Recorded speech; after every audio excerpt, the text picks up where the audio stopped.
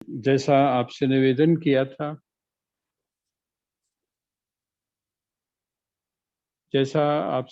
किया था, कि अब हम लोग श्रीमद् भगवद गीता के अध्याय 6, बस लगता है कि हम धीरे धीरे पूर्णाहुति की तरफ छठे अध्याय की बढ़ रहे हैं।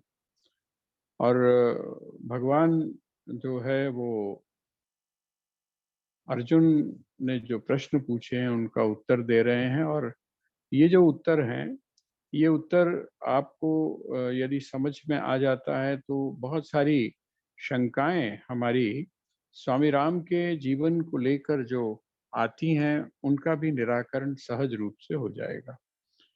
तो आइए हम स्वाध्याय को प्रारंभ करते हैं। ओम सच्चिदानंद रूपाय विश्वोत्पत्त्यादिहेतवे तापत्रय विनाशाय श्री कृष्णाय वयं नमः।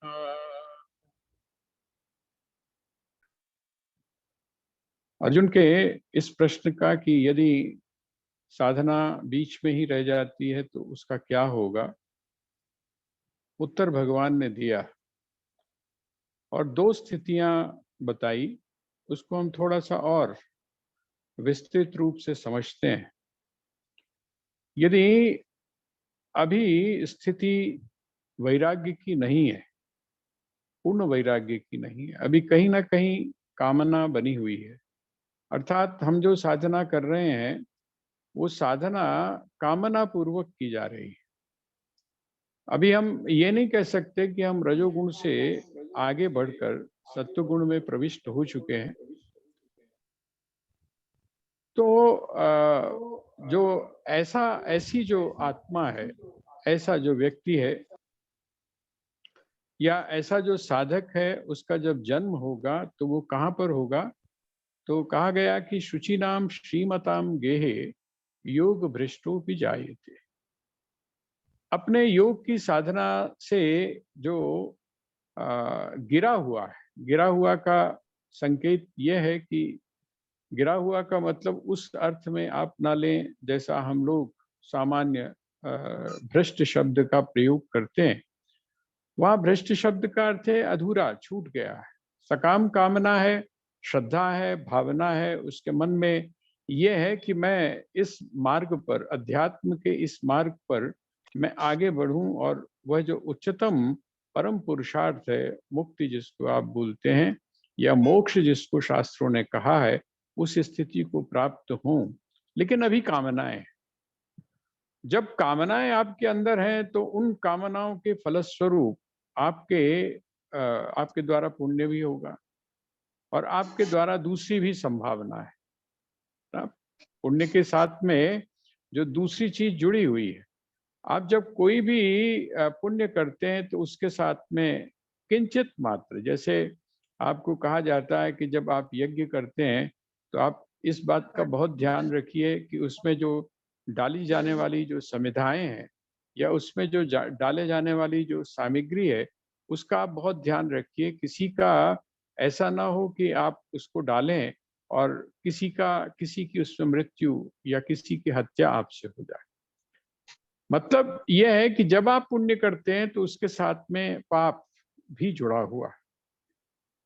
तो यहां उन्होंने ये कहा कि जब आप सकाम कर रहे हैं तो आपको पुण्य की प्राप्ति होगी। पुण्य की जब प्राप्ति होगी तो उसका परिणाम क्या होगा? कहते हैं कि ऊर्ध्वम गच्छन्ति सत्वस्था, जो ऊर्ध्व ऊपर की तरफ जाता है, सत्व में जाता है। लेकिन सत्व में जाने के बाद में भी अभी कहीं ना कहीं रजोगुण, कहीं ना कहीं मल उसके जीवन के अंदर अभी जुड़ा हुआ है। वहां पर क्या होता है? वहां पर वो विभिन्न स्वर्ग आदि लोकों की उसको प्राप्ति होती है। अर्थात वो देवत्व को प्राप्त करने के बाद, लेकिन यहाँ हम इस बात का ध्यान रखें कि देवत्व को प्राप्त करने के बाद भी गिरने की संभावना है। गिरने का मतलब आपका जिस समय पुण्य क्षय हो गया तो आप कौन सी योनि में जाएंगे ये बिल्कुल सुनिश्चित नहीं है। हो सकता है आपने बहुत सारे पुराणों में गाथाएं सुनी होंगी, बहुत सारी कथाएं सुनी होंगी कि देवत्व से गिरने के बाद में अ, अ, आवाज जो है ये आवाज बहुत जो ज्यादा जो है ये बहुत इको हो रही है, प्लीज इसको कंट्रोल करिए। तो आ, उन पुण्यादि लोगों को प्राप्त करने के बाद हम किस योनि में जाएंगे ये निश्चित नहीं कहा जा सकता। आपने श्रीमद् भागवत में और अन्य पुराणों में इस प्रकार की बहुत सारे कथानक पढ़े, लेकिन दूसरी स्थिति कौन सी है? दूसरी स्थिति वो है जो दूसरे श्लोक में कही गई। आपके सामने दो श्लोक थे ये, और दो श्लोक जो थे वो दो व्यक्तियों के बारे में, दो साधकों के बारे में बताए जा रहे हैं।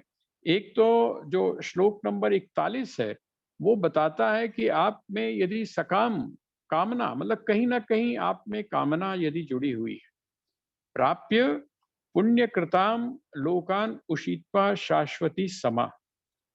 इसका मतलब पुण्य लोकों को प्राप्त करके तो आप में कहीं ना कहीं कोई कामना है, इसीलिए आपको स्वर्गादि लोकों की प्राप्ति होती है। और जब स्वर्गादि लोकों की प्राप्ति होती है तो आता है कि क्षीणे पुण्य मर्त्यलोकम विशंति।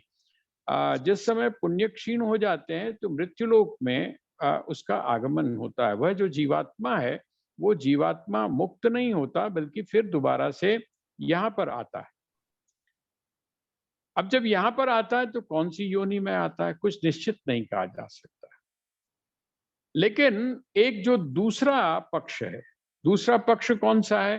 कहते हैं जिस व्यक्ति के जीवन में किसी भी प्रकार की कामना नहीं रह गई, वो पहला वाला जो व्यक्ति है वो अपनी कामनाओं को पूर्ण करता है। क्योंकि जहां पर धन भी होता है, जहां पर ऐश्वर्य भी होता है, समस्त जो साधन की जो सामग्री है वो आपके पास में यदि होती है तो आप उससे संतुष्ट मत हो जाइए।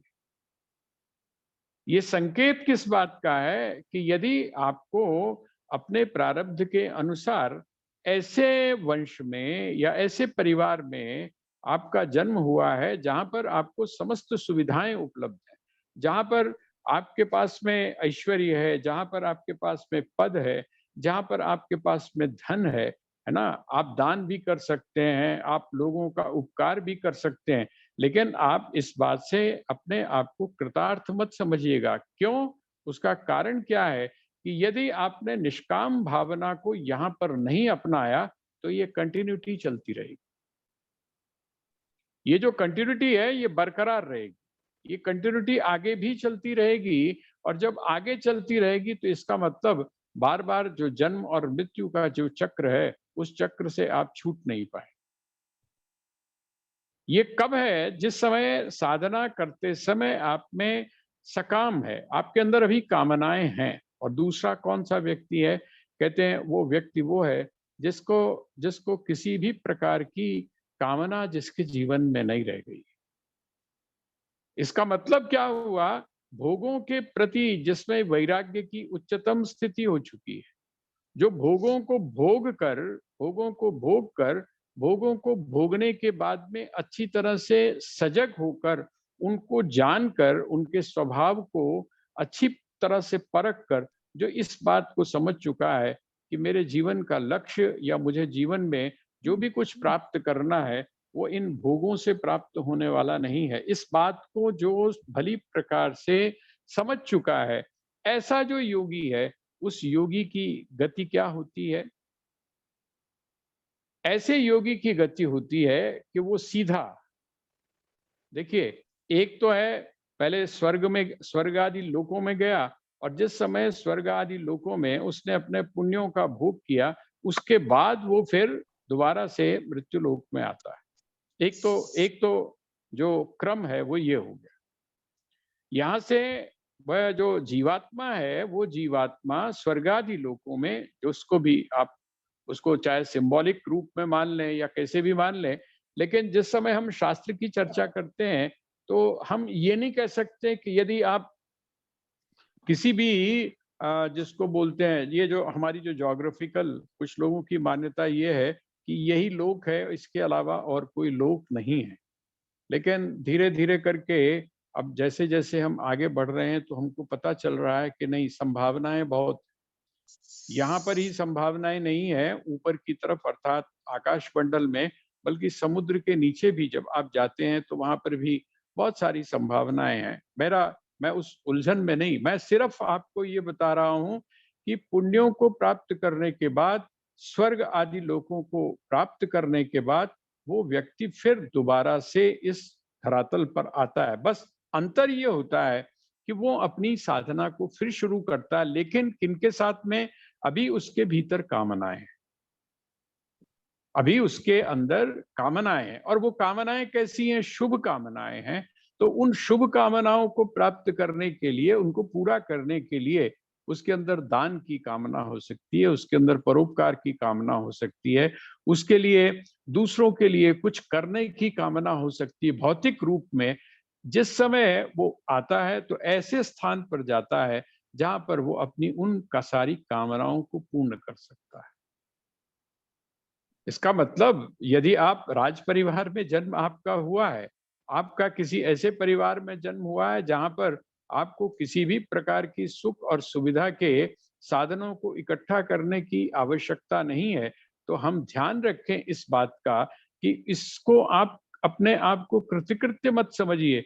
जो विवेकी पुरुष है, जो साधक है, वो क्या समझता है? वो इस बात को बड़ी भली प्रकार से समझता है कि इसका मैंने उपयोग किस प्रकार से करना है। भोगों के लिए उपयोग नहीं है, बल्कि वो जो साधन आपको प्राप्त हुए हैं, वो जो सुविधाएं आपको प्राप्त हुए हैं, उनका आप उपयोग कैसे कर सकते हैं? उनका आप उपयोग कर सकते हैं धीरे-धीरे कामनाओं से ऊपर उठने के लिए। आपने कई राजाओं के जीवन को देखा होगा। उन राजाओं ने क्या किया? समझ आ गया, राज परिवार में पैदा हुए थे, समस्त उनके पास सुविधाएं थी, सब कुछ था, लेकिन एक क्षण उनको इस बात का, अपने कर्तव्यों का निर्वाह किया और तत्क्षण उनको इस बात का पता चला, अनुभव हुआ कि नहीं, ये हमारे जीवन का लक्ष्य नहीं है। हमारे जीवन का लक्ष्य क्या है? अब हमने अपने कर्तव्यों का पालन कर लिया है। अब हमारा जो असली कर्तव्य अपने प्रति है, उसका पालन करना अब शेष रह गया है, और वो उसके प्रति अपने आप को समर्पित कर देते हैं। एक ये, और दूसरी स्थिति क्या है? दूसरी स्थिति, ऐसा जो व्यक्ति है वो योगियों के यहाँ पैदा हो, वो ऋषियों के यहाँ जन्म लेता है। ऐसा व्यक्ति का जो पिता है, उसकी जो माता है, वो भी कौन होती है? वो भी ऋषि पत्नी होती है, वो भी तपस्विनी होती है, और उसका जो पिता है वो भी तपस्वी होता है। अब उसको किसी भी प्रकार के सुविधाओं की आवश्यकता नहीं। कभी-कभी आपको देखकर आश्चर्य होता होगा कि कबीर साहब का जन्म कहाँ हुआ? ज्ञानेश्वर का जन्म कहाँ हुआ? है ना? जितने भी आप भक्तों को देखेंगे, संत रविदास जी का जन्म कहाँ पर हुआ? ये क्या है? हमको लगता है कि ये अभावग्रस्त, लेकिन वो अभावग्रस्त नहीं है। आप उसको अभाव अपनी दृष्टि से मत देखिए। वो अभावग्रस्त नहीं है। उनकी साधना जहाँ पर परिपक्व रूप में आती है, उनको साधनों की आवश्यकता ही नहीं। मैंने आपसे पहले भी निवेदन किया था, जिस समय हम वर्ण और आश्रम की व्यवस्था के बारे में विचार कर रहे थे, कि जो ब्राह्मण है, जो खोजी है, जो अन्वेषक है, जिसकी बुद्धि उस स्तर पर पहुंची हुई है, उनको इन सुख सुविधाओं की आवश्यकता नहीं।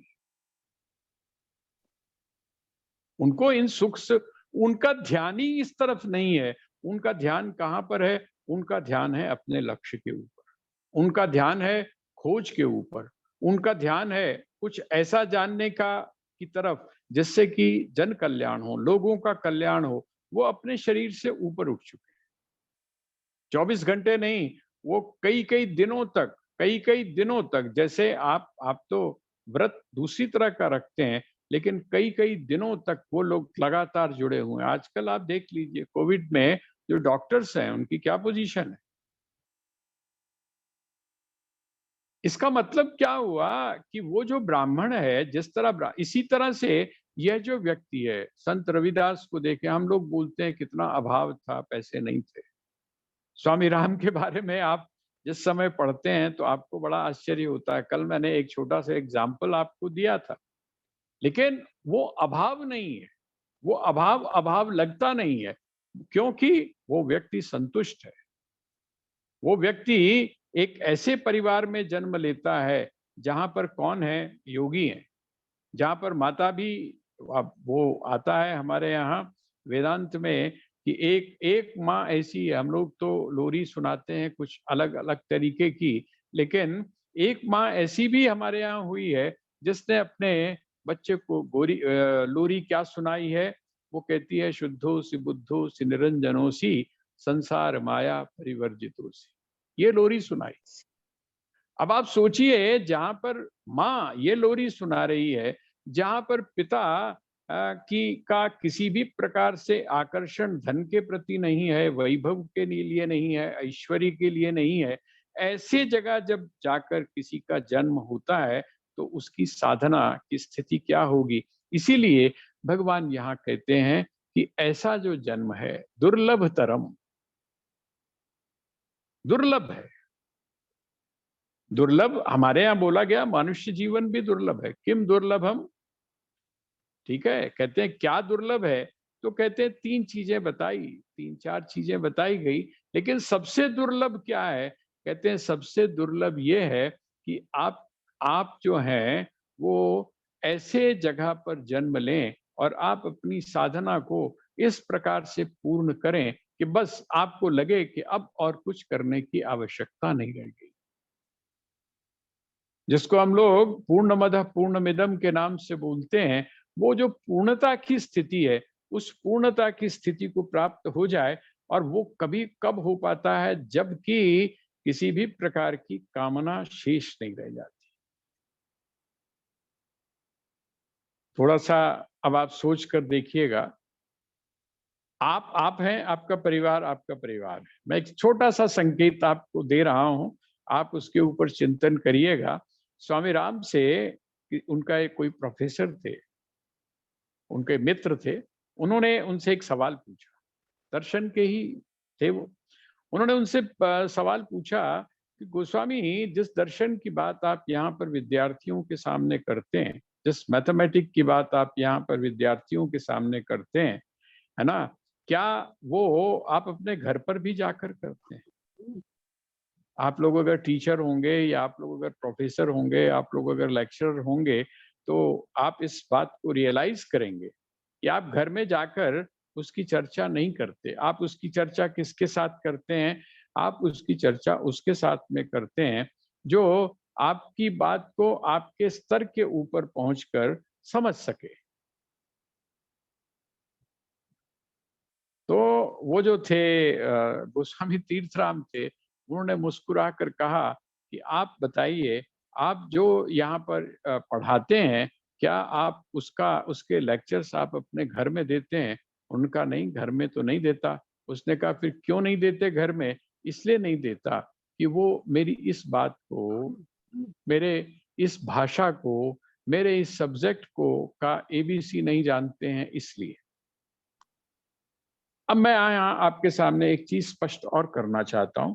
ये जो साधना का मार्ग है, इस साधना के मार्ग में आप जिस समय 5 या 6 मेंबर्स हैं, 5 या 6 सदस्य हैं, एक लिमिट तक तो एडजस्टमेंट होता है, एक लिमिट तक तो हम एक दूसरे के साथ में एडजस्ट करते हैं, लेकिन एक सीमा ऐसी आ जाती है जो ऊंची ऊंची स्थिति होती है।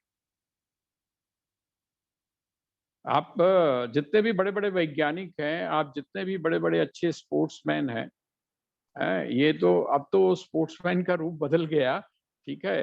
वो अब तो ये कहा जाता है कि पढ़ोगे लिखोगे, सुनते थे ना हम एक कहावत कि पढ़ोगे लिखोगे बनोगे नवाब, नवा और है ना, और खेलोगे कूदोगे बनोगे। अब उल्टा हो गया है, अब वो कहते हैं हाँ, कि नहीं, खेलोगे कूदोगे बनोगे नवाब। क्यों? अब ये तो एक स्पोर्ट्स है, ये स्पोर्ट्स में जो पैसा आ रहा है, आप सोचकर देखिए कि एक जो खिलाड़ी है, एक जो खेल खेलने वाला व्यक्ति है, उस जो पूरी तरह से टोटली डेडिकेटेड है, किसी भी क्षेत्र का व्यक्ति हो, उसकी कभी भी उसका जो परिवार है, उसका जो परिवार है, उसका परिवार की कहीं न कहीं जाकर एक अंडरस्टैंडिंग थोड़ी-सी गड़बड़ाती है। उसके लिए क्या होता है, उसके लिए उसका जो भी क्षेत्र है, वो इम्पोर्टेंट होता है और बाकी लोगों के लिए क्या होता है, उनकी एक अपनी सोच होती है।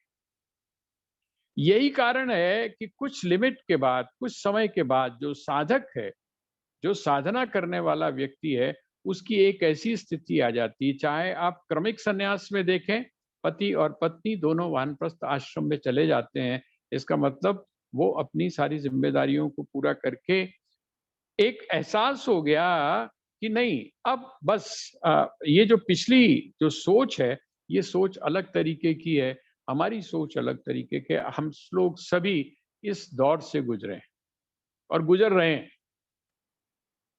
तो यहाँ पर वो यही बात कह रहे हैं कि वहाँ तो पूरा वातावरण जो है, पूरा वातावरण, जैसे जो डॉक्टर्स हैं, अगर सारे ही डॉक्टर्स हों या सारे ही अगर प्रोफेसर्स हों, तो एक अंडरस्टैंडिंग बनती है। लेकिन अगर उसमें ऊंचा-नीचा मामला हो, एक किसी और धारा का हो, दूसरा किसी और धारा का हो, तीसरा किसी और धारा का हो, अब जैसे आजकल ही आप देख लीजिए,